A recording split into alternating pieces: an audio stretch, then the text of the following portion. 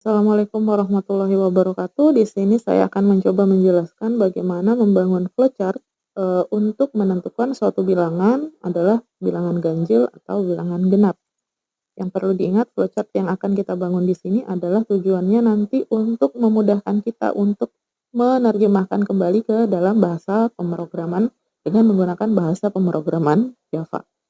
Nah, yang pertama, untuk penyelesaian masalah ini, pertama kita harus mendefinisikan dulu bilangan genap dan bilangan ganjil itu seperti apa. Misalkan di sini contohnya, yang dikatakan sebagai bilangan genap adalah, misalnya contohnya bilangan genap 2, 4, 8, kita ketahui ini adalah contoh bilangan genap. Kemudian 9, kemudian 7, kemudian 5, ini adalah contoh bilangan ganjil. Nah, jadi bagaimana kita mengetahui suatu bilangan genap maupun bilangan ganjil ini? Nah, karena ini kita akan menerjemahkan kepada mesin, berarti kita harus memberikan logikanya seperti apa, alurnya sehingga suatu bilangan tersebut dikatakan sebagai bilangan genap maupun bilangan ganjil. Yang pertama, 2, 4, 8 masuk kategori bilangan genap karena bilangan-bilangan tersebut habis dibagi 2 artinya tidak memiliki sisa. Nah, jadi ini jika dibagi 2 ini habis jika dibagi 2. Sementara 975 ini tidak habis saat dibagi 2. Nah, contohnya umpamanya saja 4 dibagi 2 adalah 2, habis tidak ada sisa. Sementara 9 dibagi 2 adalah 4, kemudian memiliki sisa 1 gitu. Jadi masih ada yang tersisa. Oke. Nah, sehingga untuk bilangan ganjil adalah bilangan yang tidak habis dibagi 2, sementara bilangan genap adalah bilangan yang tidak memiliki sisa ketika dibagi 2. Nah, berdasarkan dari logika tersebut, maka sekarang kita bisa menerjemahkan bagaimana membangun logika untuk mengetahui suatu bilangan genap maupun bilangan ganjil dengan pertama kali dengan menggunakan bahasa natural dulu. Nah, jadi di sini saya tuliskan bagaimana bahasa naturalnya.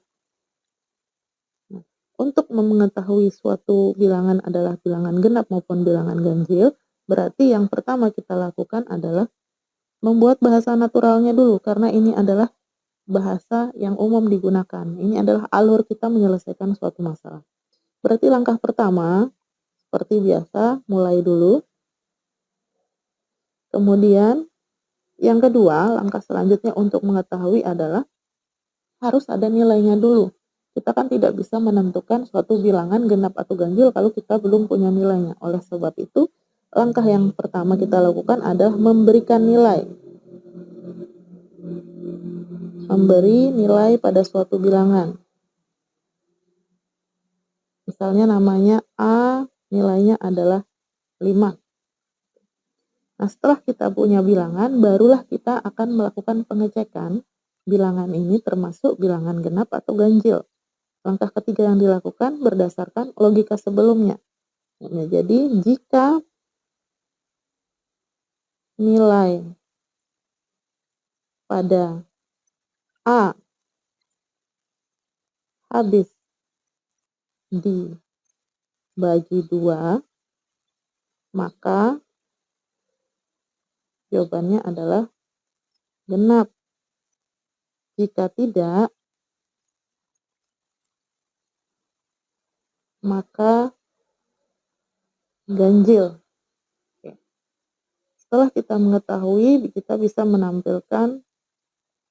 tampilkan hasil.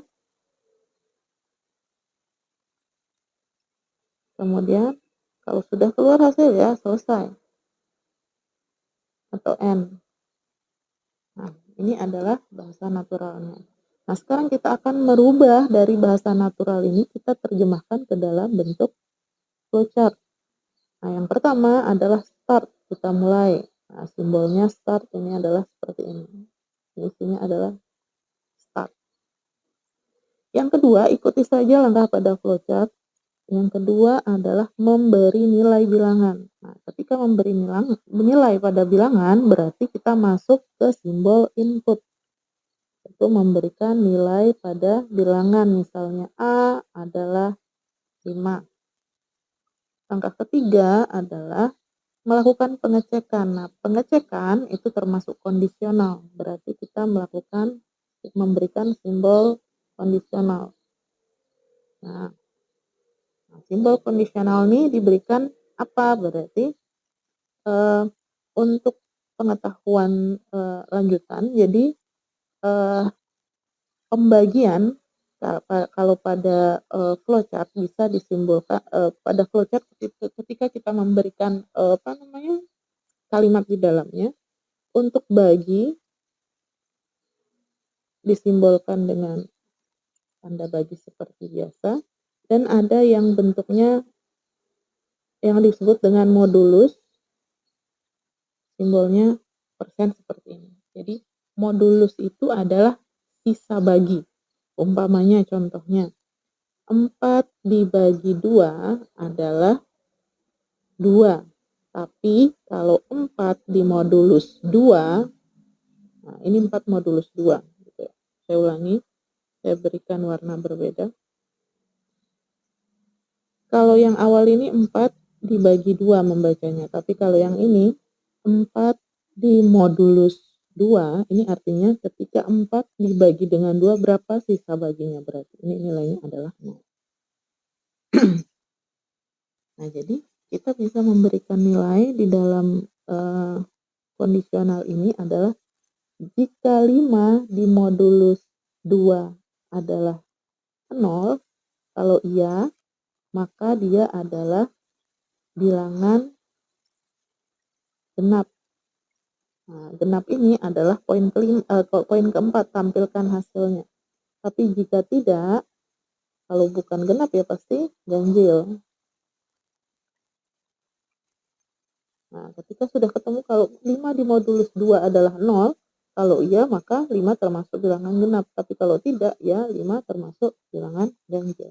Nah, kalau sudah selesai ya tinggal bertemu di N. Nah, kira-kira seperti itu. Jadi, ini membacanya yang pertama kita mulai dari start, kemudian melakukan input. Di sini yang kedua, inputnya adalah memberikan nilai A adalah 5. Kemudian langkah ketiga adalah melakukan cek kondisi atau kondisional. Di sini cek kondisinya jika 5 dimodulus dengan 2 atau sisa bagi dari 5 dimodulus 2 adalah 0, maka 5 termasuk bilangan genap. Tapi jika tidak, maka 5 adalah bilangan ganjil. Kalau sudah ketemu, permasalahan sudah diselesaikan. Itu untuk menentukan suatu bilangan termasuk bilangan genap atau bilangan ganjil.